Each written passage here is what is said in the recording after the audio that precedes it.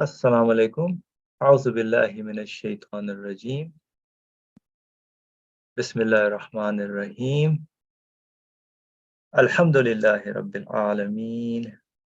Rabbana atina fid dunya hasanatan wa fil akhirati hasanatan wa qina azaban nar.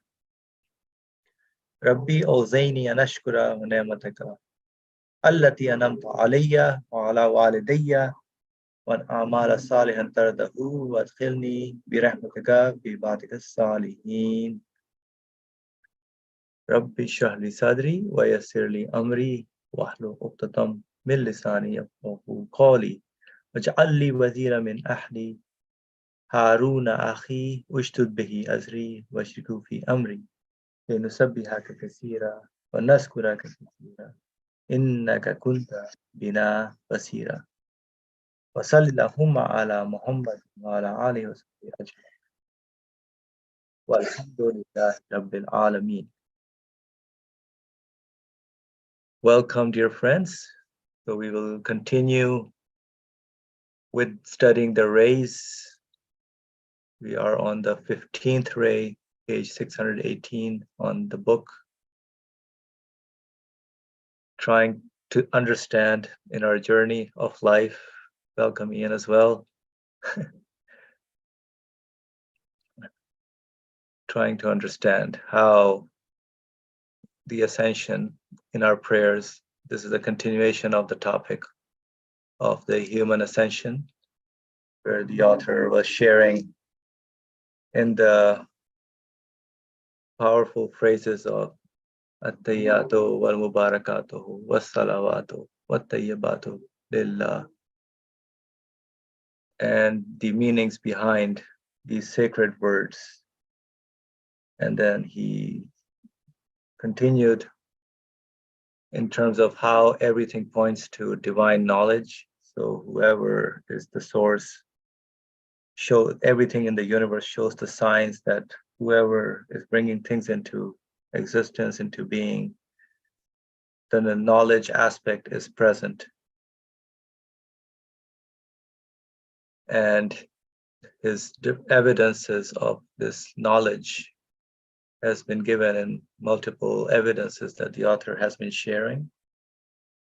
So we are now in the 7th and 8th evidences. Last time we did discuss the evidence of the regular decrees and fruitful determining. So whatever happens to us, if we are aware or not, is for our benefit. Whatever happens could be a teaching for us, could be something that we have to be acknowledge, maybe something good. So we have to be grateful for that. Whatever good happens, something we don't like. So there's something for us to learn from there. So there is a specific favor in whatever we are being presented with. So now the author is going to touch about, and the specified appointed hour of death and fixed regular sustenance. So no matter how much one is doing for sustenance, there's one physical, practical sustenance, or there's one spiritual sustenance as well.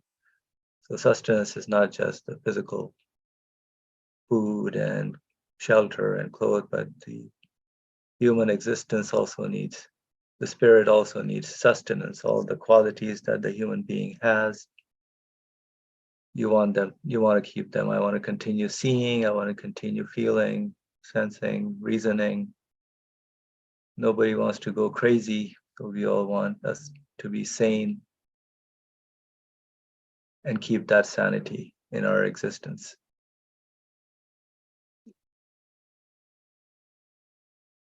So superficially, the appointed hour and sustenance appear to be unknown. Yep, we don't know exactly what we are going to receive next. We don't know when the events, whatever may happen, will happen. So a lot of things are unknown to us. From our perspective, yes, they are unknown. But from the knowledge perspective, as the author will present, they are determined and known. It just boggles the mind. So superficially, the appointed hour and sustenance appear to be unknown and unspecified. But for an important instance of wisdom, under the veil of vagueness, the appointed hour is determined and specified on the page of every living being's destiny in the notebook of pre-eternal divine decree and determining.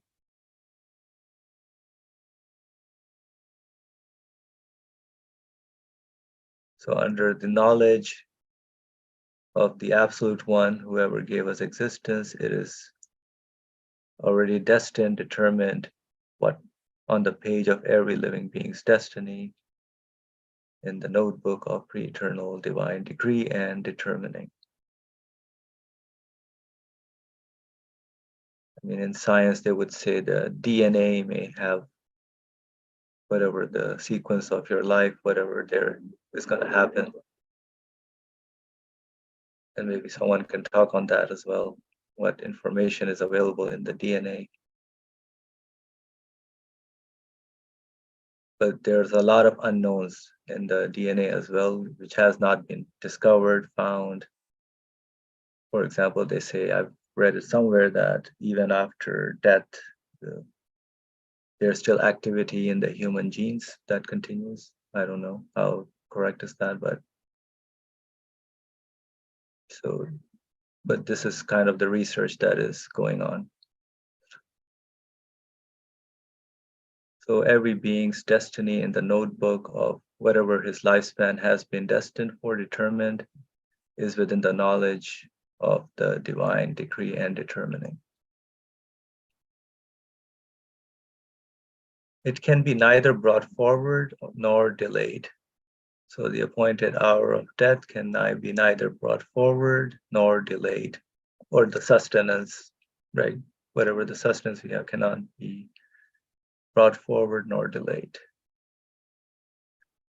I mean, we can, whatever we do, it's included in the determining of what is going to happen.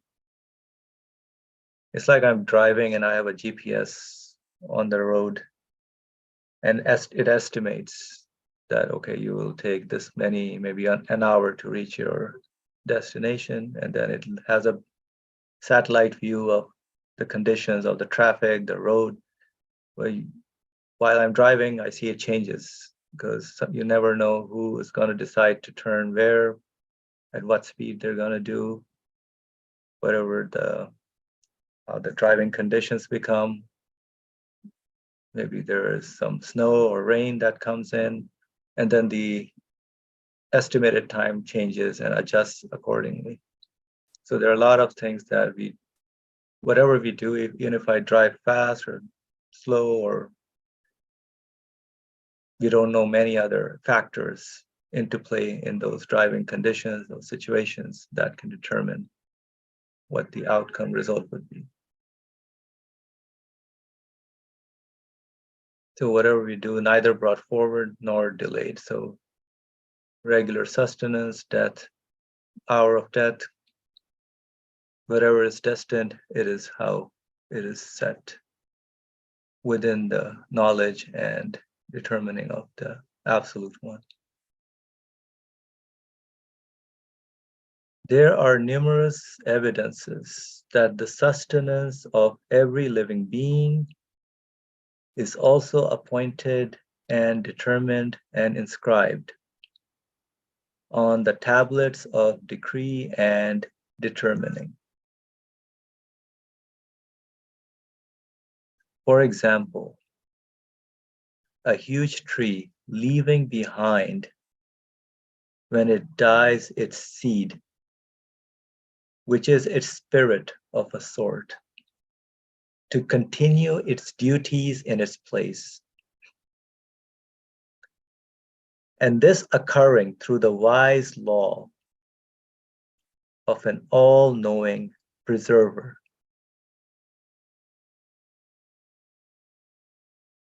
The wise law of an all-knowing preserver. And milk, the sustenance of infants and young, flowing forth from breasts, and its appearing from between blood and excrement. Something pure as milk appearing between blood and excrement, and pouring into their mouths, pure and clean, without being polluted. Reject decisively the possibility of chance and shows clearly that they occur through the compassionate law of an all-knowing and compassionate provider.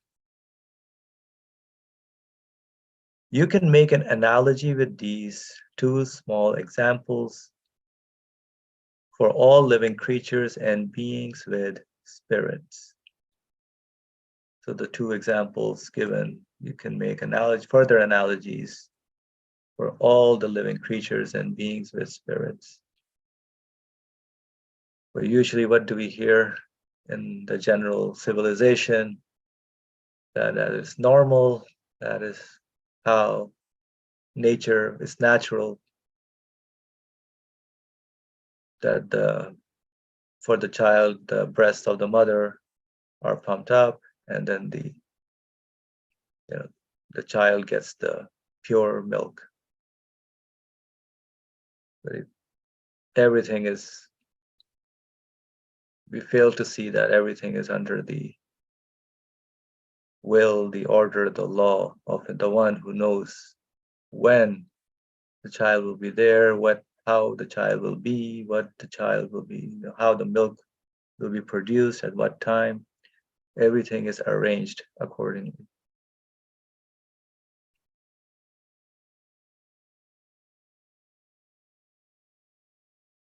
And you guys can just jump in, right in, make your comments.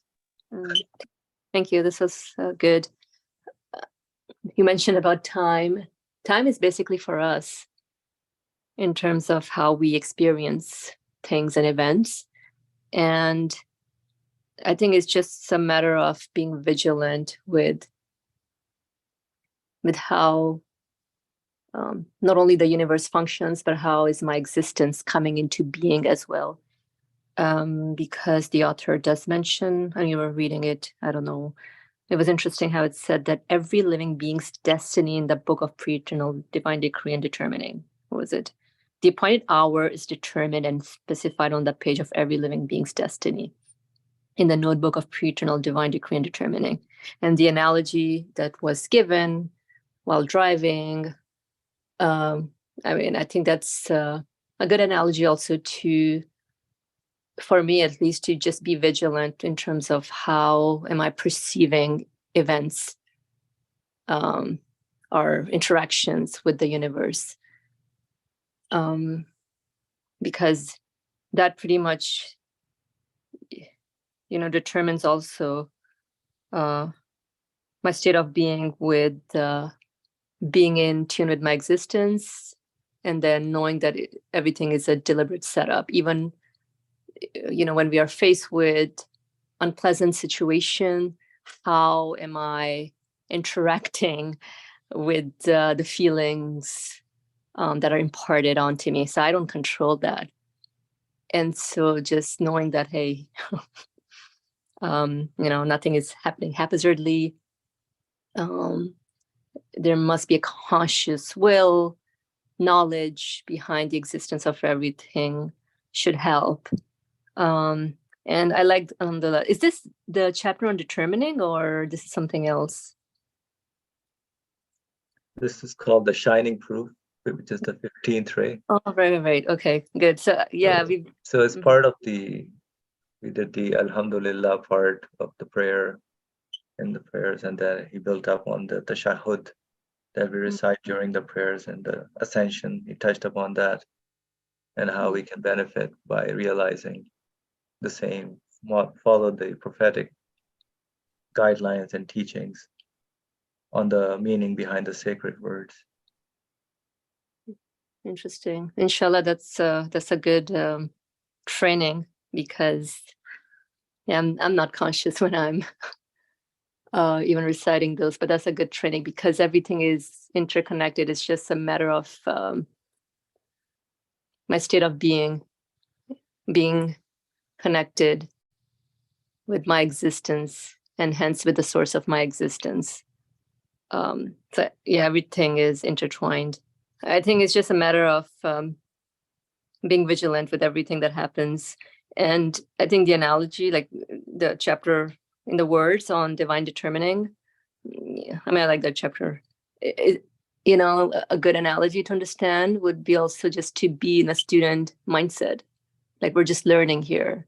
Like you were mentioning earlier, like anything that happens, like the events, just take it as a learning opportunity. But what am I learning? I'm learning really about the reality of my existence. What am I? And I do not control anything, but what I control is really how I connect myself with the rest of creation, and which really points to its source of existence. So just wanted to share these. Excitement. Thank you. Thank you for sharing that. Yes, we have to be, that's why we have to, given life, to focus on real existential matters for us. Alhamdulillah. Yeah, so clearly through the compassionate law. So we fail to see everything that occurs is through a compassionate law of an all-knowing and compassionate provider. Whatever we go through, whatever situations we may face, we have to be vigilant, as Faria, you mentioned, that it is happening through the one who knows everything, the all-knowing, compassionate provider, facilitator. And I was saying thank you because, yeah, we need these reminders. Like, this existence is a serious matter. Yeah, unfortunately, stuff for love, like we get lost in just creation itself and the universe.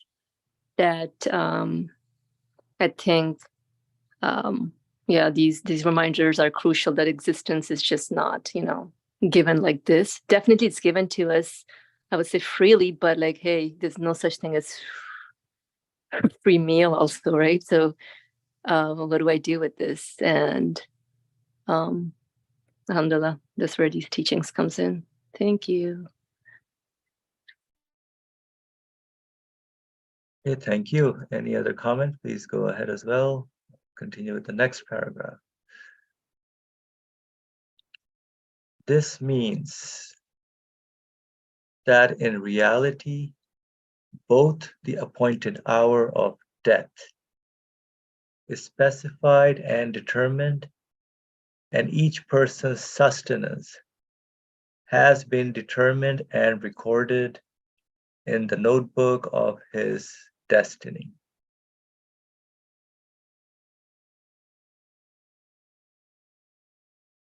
But for most important instances of wisdom, both the appointed hour and sustenance are concealed.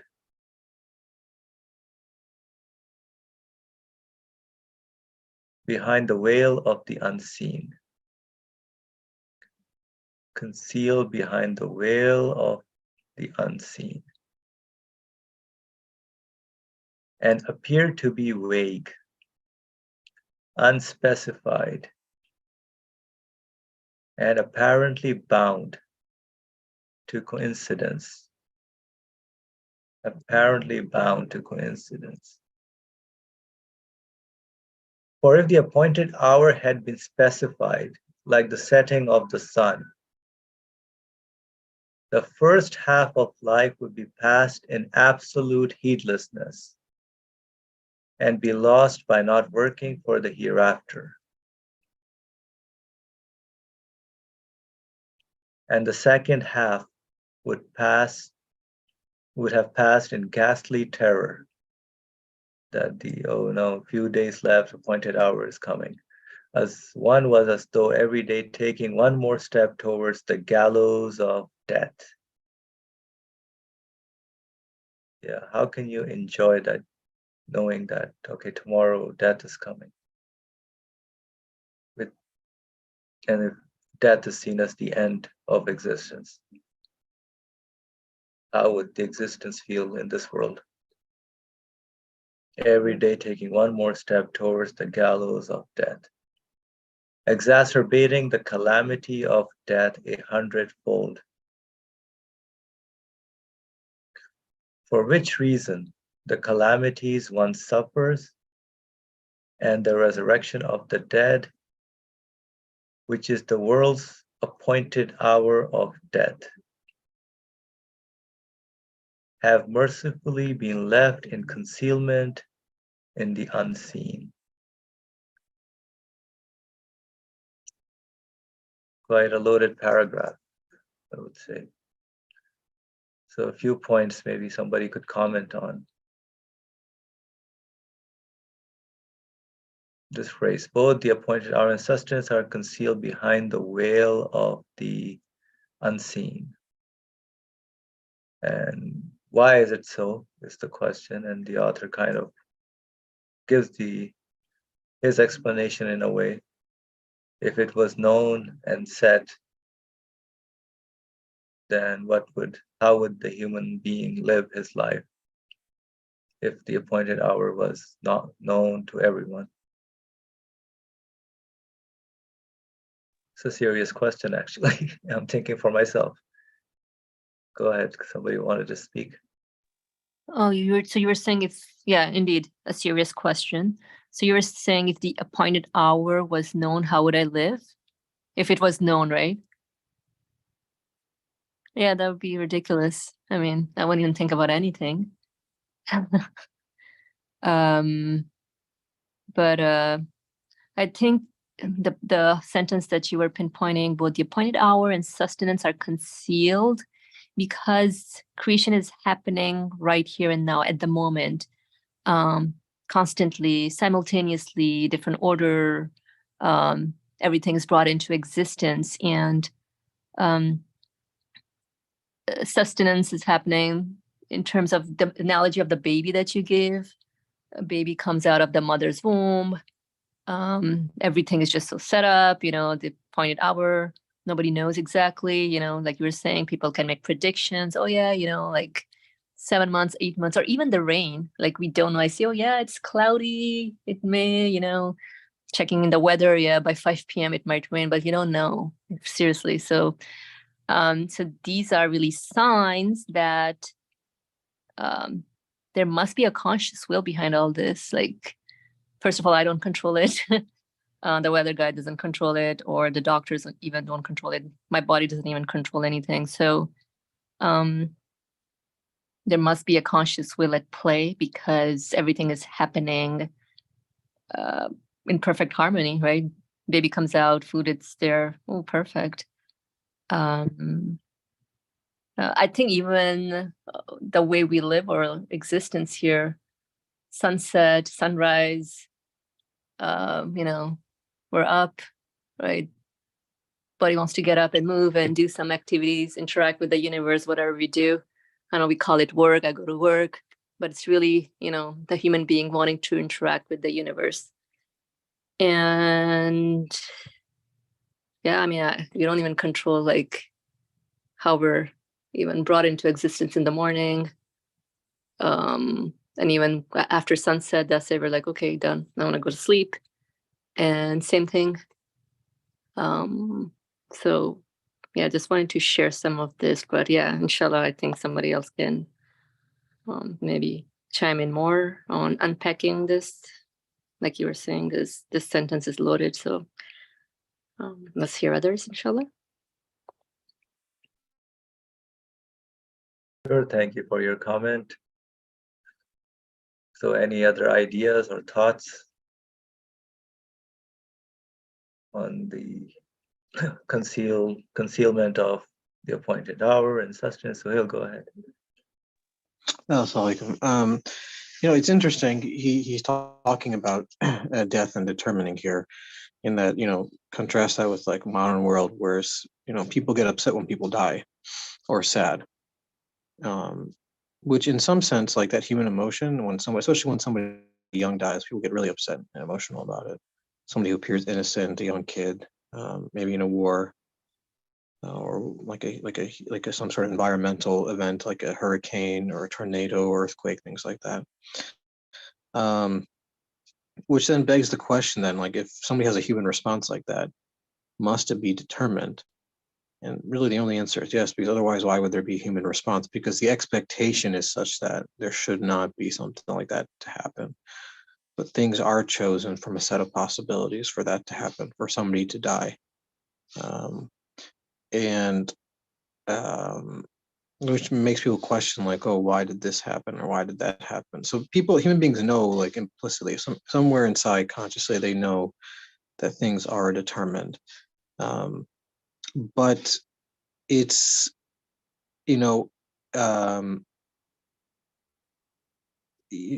what's interesting is that the fact that things aren't known when it's going to happen, makes it unseen, as he says, like a veil. So otherwise, to some extent, like, you wouldn't be having to make the conclusion. For example, if someone knew when they were going to die, there is no sort of belief in there per se.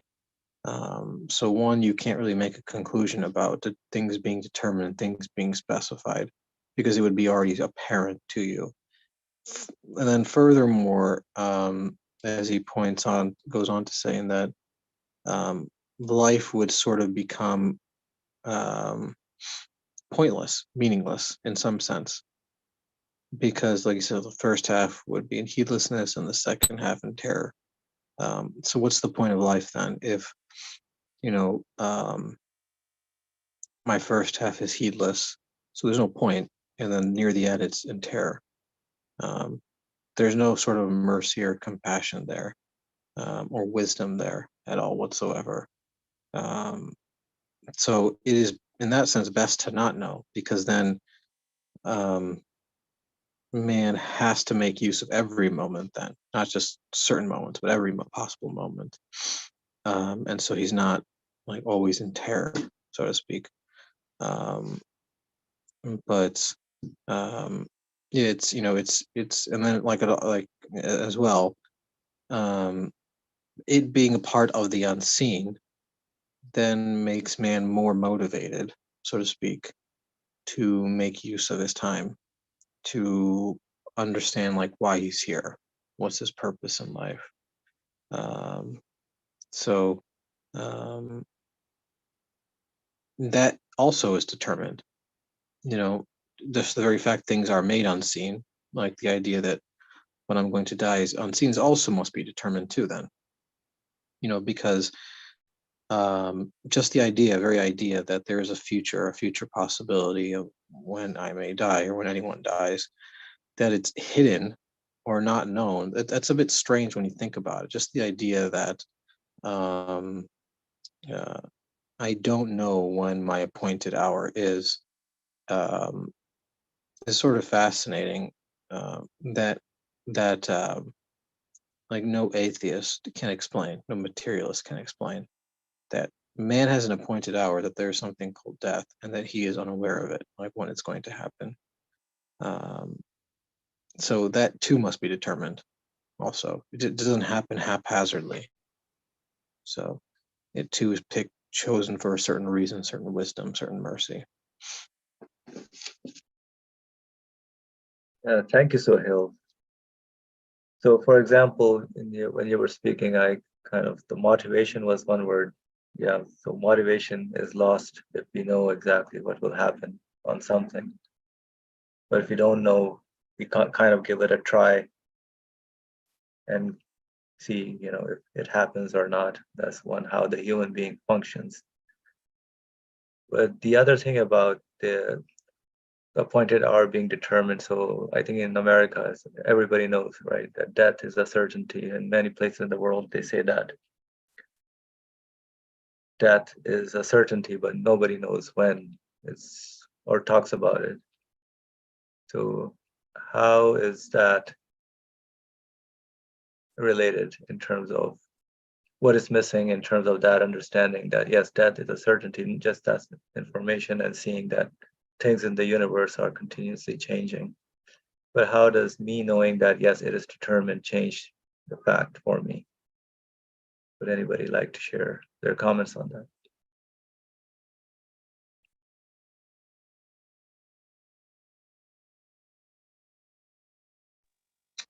So your question is, how does knowing that death is determined meet? What I don't think I understood the question completely. Yeah, exactly. How would that change my perception of living and motivate me further?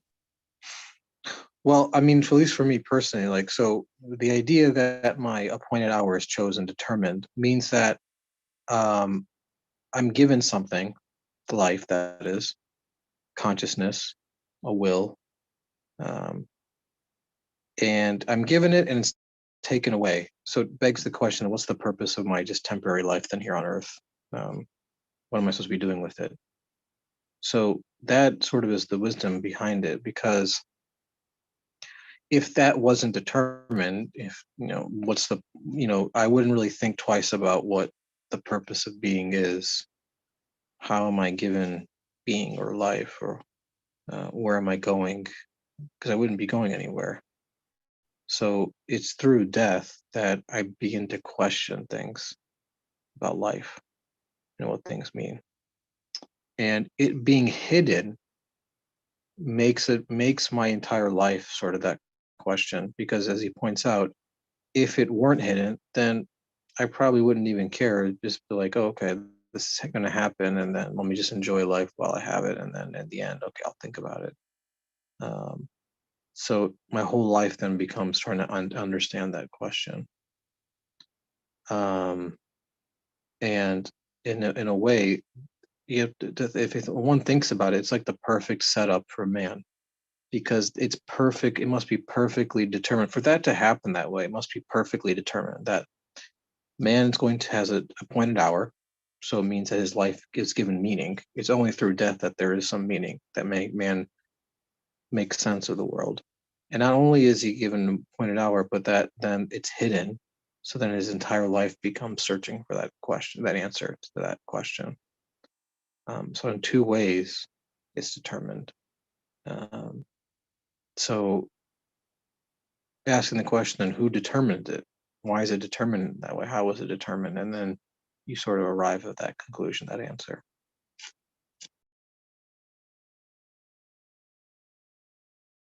Thank you, Sohail. Yes. So I think Faria, that answers your question, or you have further questions? So through that, I go on my journey about questioning who determines it, just like being aware of this. Yeah, the dying of everything, the dying of human beings, the dying of any created thing I come across. Then I questioning who determines it will keep me alert with the source of my existence. It will keep me alert that I don't know if the next moment can be it. Yeah.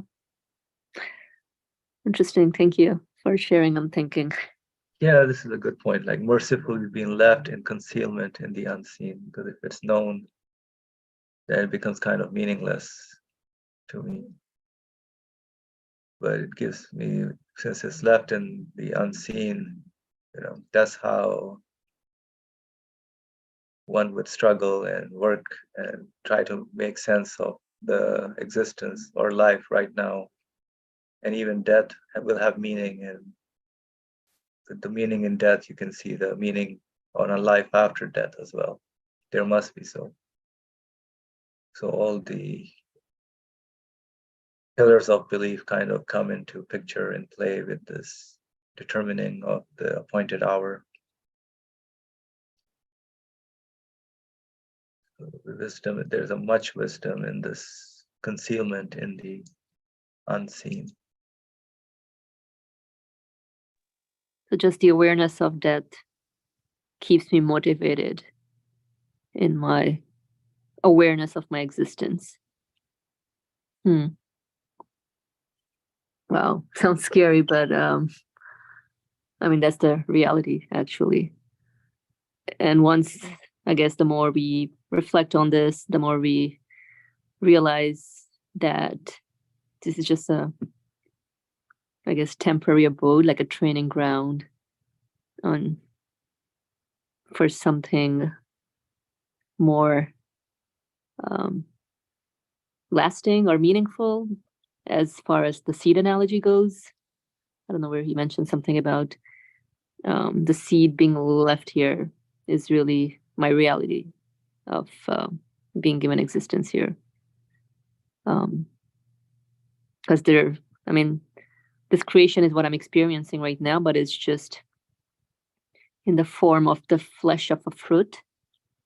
But the flesh of the fruit goes away and the seed remains, and then obviously it gets planted for more fruitful life.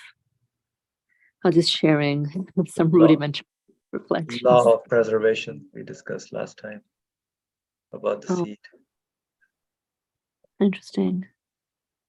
Where we read it, but there was something about was it yesterday? It reminded me when you mentioned about the seed and or was it here?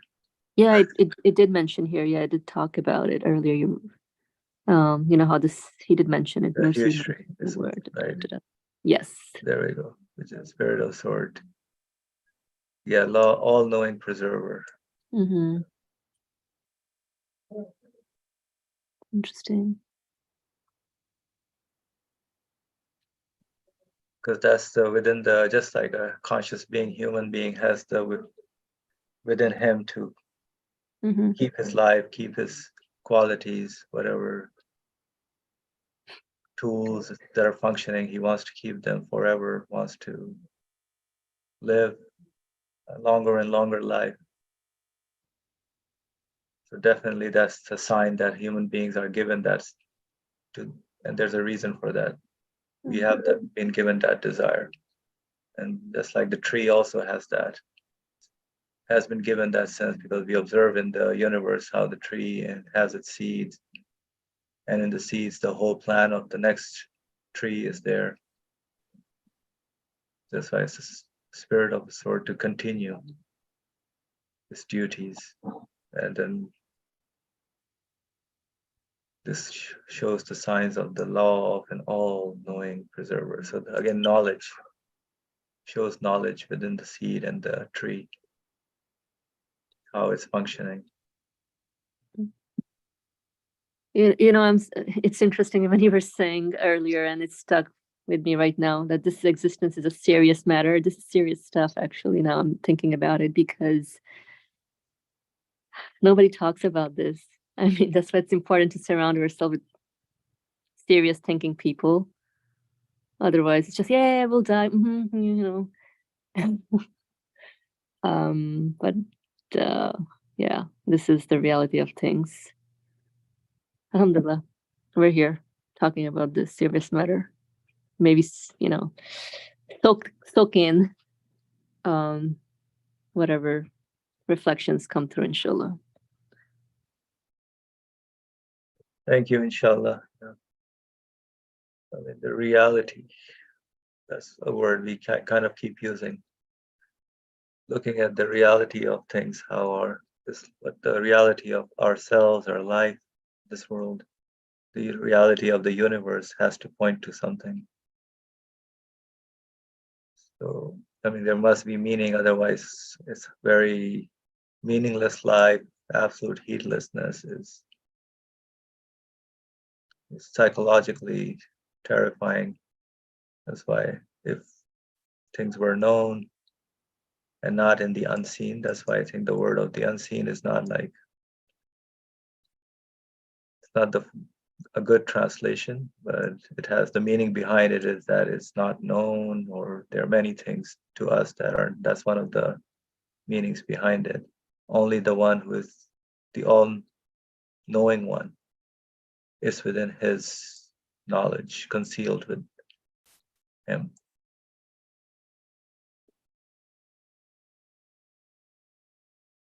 So it's interesting how in life we are given some things that we can determine or know, like the setting of the sun, so we can arrange our lives accordingly, night and day, seasons, so that we can have a purposeful living and we can organize ourselves. And there are many things which are unknown, and those unknowns are, so the known ones, we take them for granted as if they're happening by themselves. So there are both ways we need to learn and educate ourselves, with the known and the unknown things that are happening in the universe. What do you mean unknown and unknown things? So I mean, known, for example, the sun, the days, night, these are known. They follow a particular order.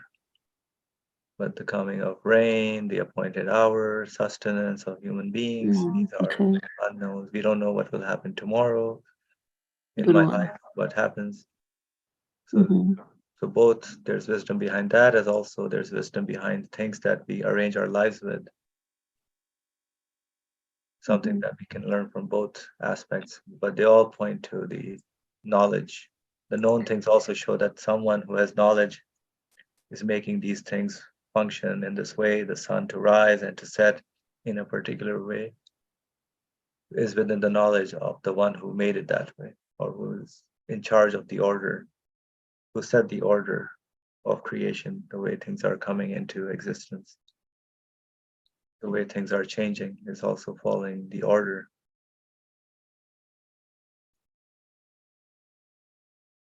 Yeah, interesting. Thank you for sharing this. I think a keyword here is, at least to me, is unknown. I think if we can live with this awareness of the unknown part, then there won't be any sort of like, oh, I was expecting this, and then this didn't occur, because we think, oh yeah, I just live with the unknown, that I am heedless of the the unknown part, and that's where I think we should be more aware, inshallah, and alert. Ian, go ahead. Is the unknown that's being referred to here absolute unknown or relative unknown?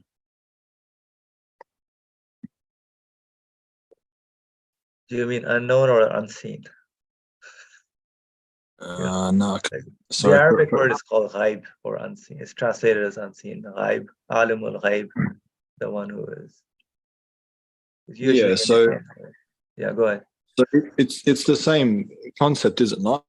But I'm just curious to know, is at the very top of the page it had the was it the hour of death, or the appointed hour appear to be unknown and unspecified, and I was curious, is that is it absolute unknown or relative unknown? Yeah, I think it's speaking from our perspective, but Suhail, go ahead. Yeah, I was going to say what you said. It's unknown for me as a human being, and unspecified for me as a human being. Not that it's not specified and not known, because the fact that it happens means it must be known and it must be specified. It's just from my vantage point, I don't see it because I don't have absolute knowledge of things.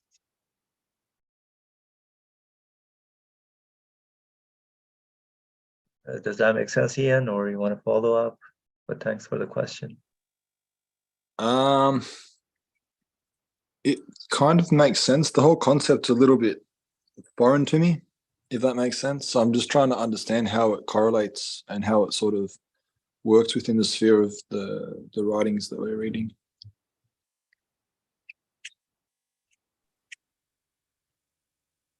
Yeah, somebody can please clarify that to me as well. So you said something about, like, from my perspective, it's unknown. like things are unknown, right? So there's no such thing as relative and absolute unknowns. Like relative should be in relation to within my sphere, what I would know, but that's also pointing to, like, I wouldn't distinguish between relative unknown should just be also known because I know it. It's in relationship to me. So the absolute unknown is really the unknown side of what we're, I think, what do you say, determining part. I don't know, correct me if I'm wrong, but this is how I'm taking this as. Like, I'm not going to distinguish between relative and absolute, if that makes sense. No, I don't understand that. Okay, so you initially said what's the difference between relative unknown and absolute unknown. So relative unknown, I would say, because it's within the sphere of this universe, it's in relation to me in whatever I experience in creation. So to me, that would also, because I know it is in the know. I know, like, I know, hey, the sun is, I mean, if I sow the seed, water it, follow this order, the plant is going to grow. So that's known, and I know it. It's within the sphere I live in. But whether this tree will bear fruits, that's unknown, and I don't know. Yes, Asim says something about based on observation and experience. Did that help?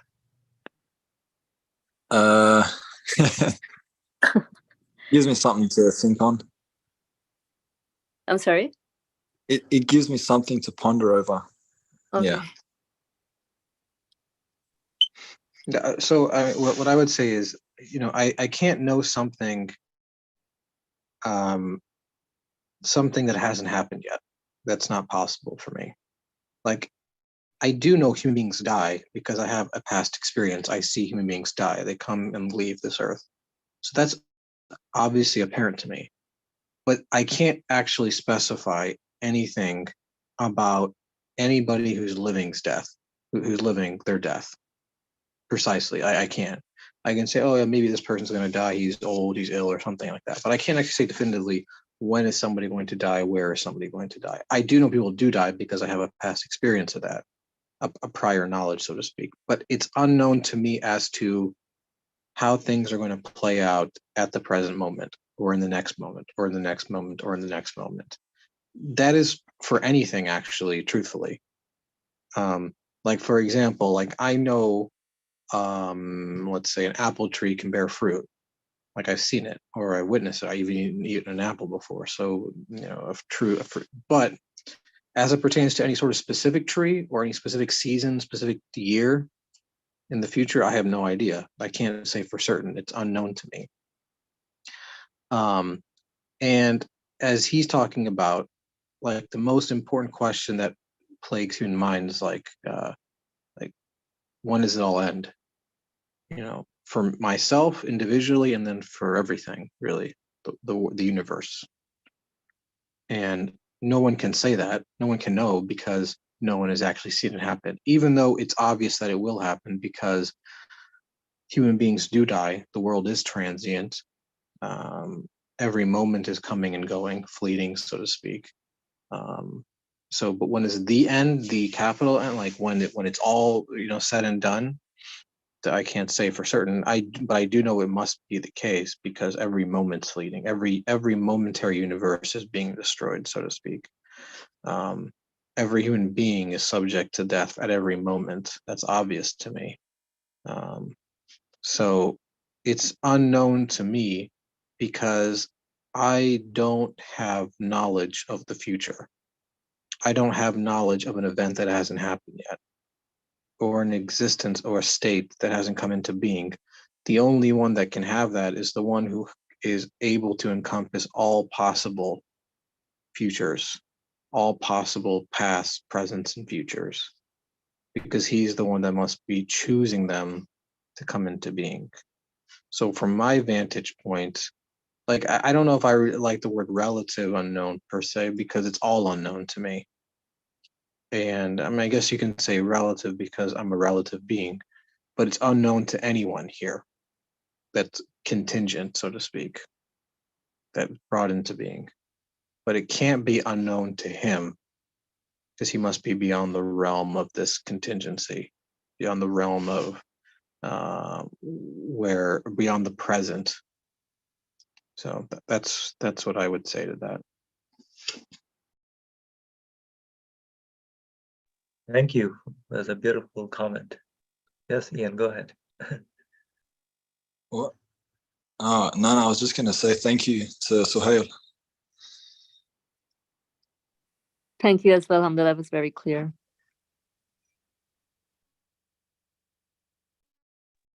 Right. Any other comments before we go? Okay, I can go to the next paragraph. So the thing is, I want to touch on one more thing before we move on about the working for the hereafter. It's interesting how the author puts this along with this wisdom and the motivation in living, how I'm living in my life with all these unknowns and arranging my life with the knowns. How it can also all be tied into working for the purpose of my being, living, given existence here. Why am I here in this world?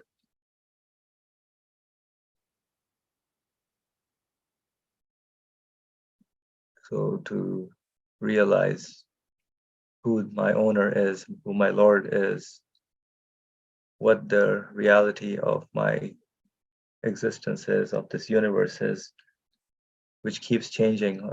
Everything is beautiful, but then at the same time it changes and I lose it. We are aging, changing continuously.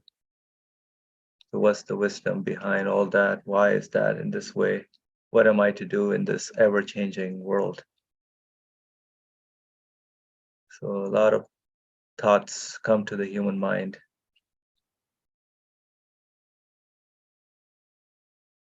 All right.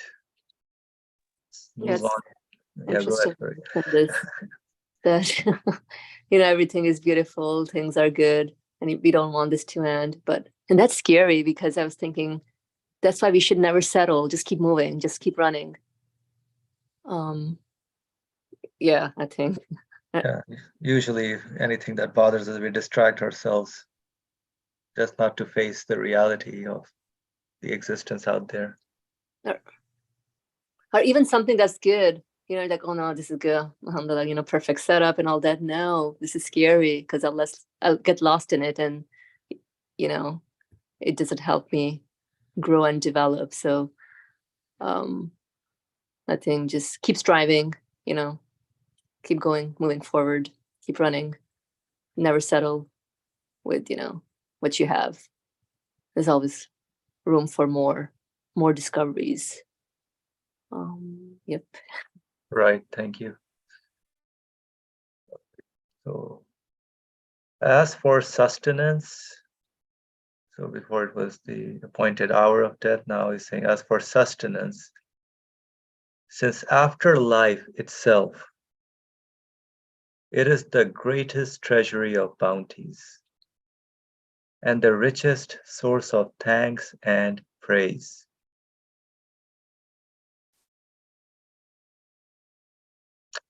So after life, first we have to appreciate life itself that we are given, and then sustenance that we receive. Yeah, we usually think that, oh, I'm doing something and then I earned it or I deserved it. And we forget to see that the sustenance is given and determined and provided, for which I have to be thankful and praise the one who has provided it. And the most comprehensive mind of worship. It's interesting. So the sustenance is the most comprehensive mind of worship, supplication, and entreaty.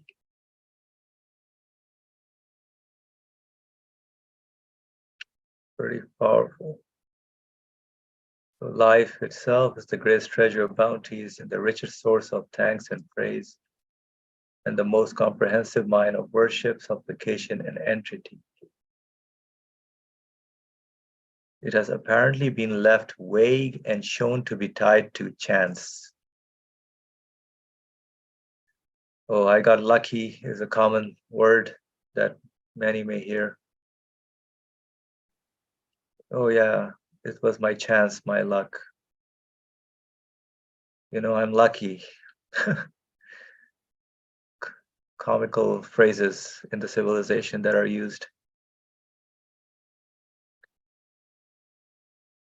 For in this way, the door of seeking sustenance through the intercession of continuously seeking refuge at the divine court.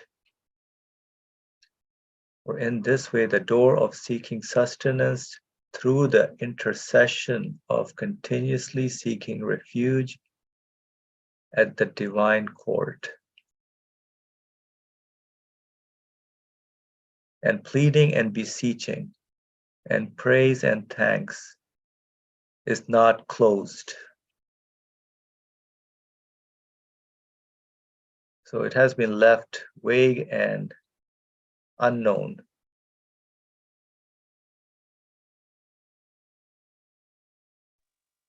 Can I, sorry to interrupt you. It's interesting you were mentioning about lucky. Yeah, this is how the civilization works, rolls. And then in the education system, they're like, oh, I was given an opportunity. So like the luck word is being changed with opportunity. But again, it's just taken loosely, like we would. It's given, it's been provided, it's a setup, the opportunity. What is luck actually? What does it mean, luck? Good one. Is it happening by itself, by chance? So what is the word chance? There's no conscious owner will behind it? So this. Yeah, go ahead. There's a whole topic on probability and statistics in maths. And I'm like, wait, what's the probability that, this will, you'll draw a card with an ace and a club? Or what's the probability that you will score this? So it's ridiculous. Yeah, like the chance thing. What's the likelihood? The chance. I'm like, oh my goodness. Like, I mean, yeah, okay, we do have to make these calculations, but like, if we don't discuss these matters seriously and deeply, then yeah, it's just, it was chance. I was lucky. That happened. Or it was an opportunity. Just came through. It fell on my lap. So it is based on observation of the previous experiences on what the probability is. Yeah. So there's a calculation. It says 1/2, for example, flipping a coin. 1/2, 50-50. Yeah, it can either be this or that, but who determines it? Oh, who determines it? I like this. Good one. You know what's interesting about probability or chance? Like two things I find interesting in that. Probability doesn't actually exist out there. Like it's like you can't say this happens 1 out of 2 times. Like that, you don't actually see that out there in the real world. You just see an event happening. Like something happens or it doesn't. That's it. Period. And it's only based off human like perception of possibilities that then do I talk about probability. But actually what's happening out there isn't probabilistic. It's not probability. It's just happening. So it's 100%. There's no like, oh, it's 50% happened. No, it just happened. It's 100% happening. Like, for example, I don't like it. You gave the, well, let's like a real practical example, like the sun rising in the morning in the east. Okay, maybe there's like a minuscule chance that it rises from the west tomorrow, but that's not my reality. It rises in the east and that's it. That's 100% it happened at that moment. I don't know what's going to happen tomorrow or the day after, but that's not probability per se, because it doesn't rise 99.99% at the time it rises. It just rises and that's it. That makes sense. Probability is sort of my understanding, the trying to make sense of divine determining and saying like, okay, these are all the possibilities. And from my prior experience, this is what I can think about what's likely to happen or what the one who is choosing will do. But I have no honestly idea what's going to happen truthfully, 100%.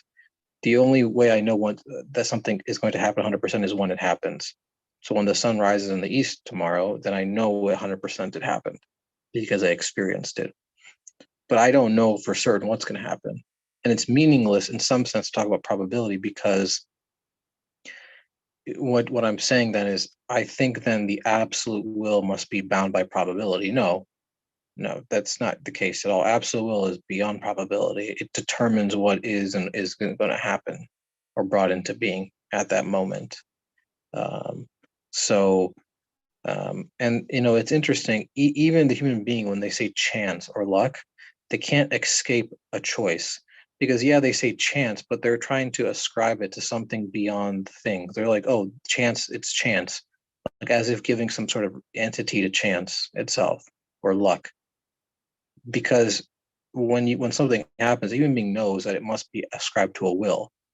So rather than say it's ascribed to an absolute will beyond the nature of the world, they say, oh, chance or luck, because they know nothing can take ownership of something happening. For example, like Free was giving the example of the job, like, the person who offered the job, like the person who got the job didn't know how it was going to transpire, what was going to happen, or all the things that needed to happen for them to get a job or something like that. And they say, oh, okay, just, it happened by chance or luck. So sometimes they know that it must be something's happening, and it goes beyond even the event itself.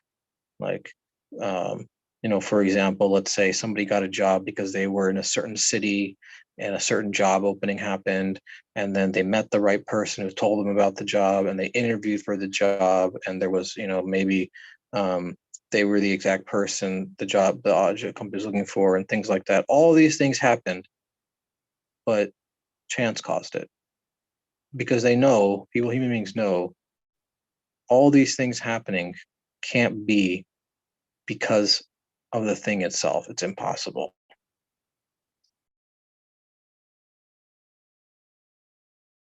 Yep. Thank you, Sohail. Did you finish, or you wanted to add No, something? Thank you for sharing too. Yeah, so a lot of possibilities. That was the word used. That was good.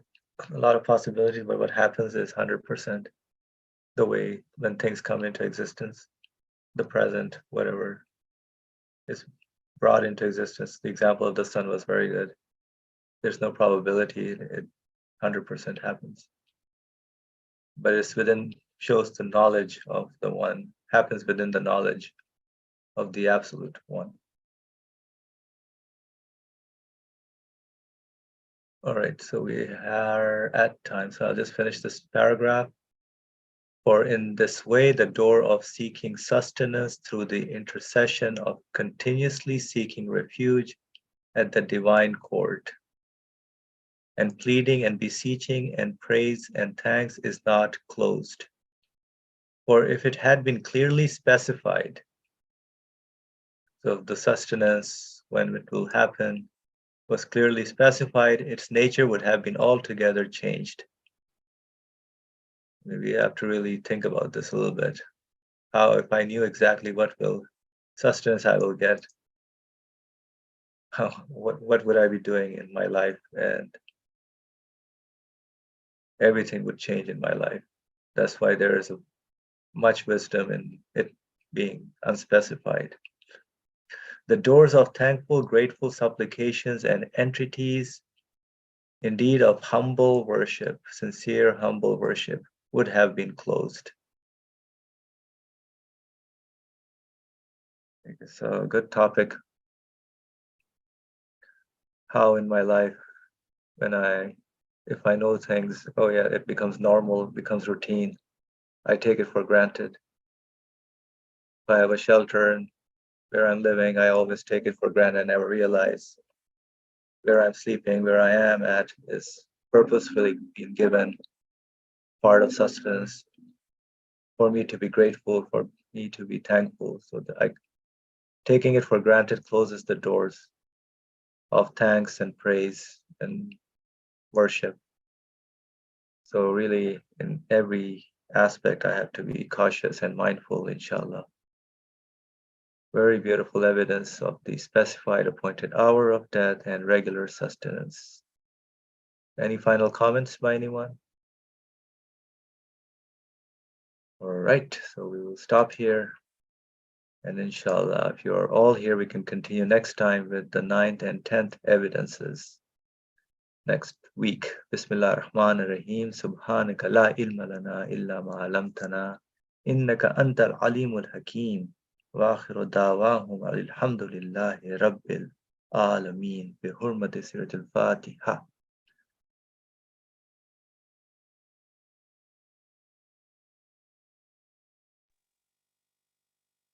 Thank you, Jazakallah everyone. khair. Thank you.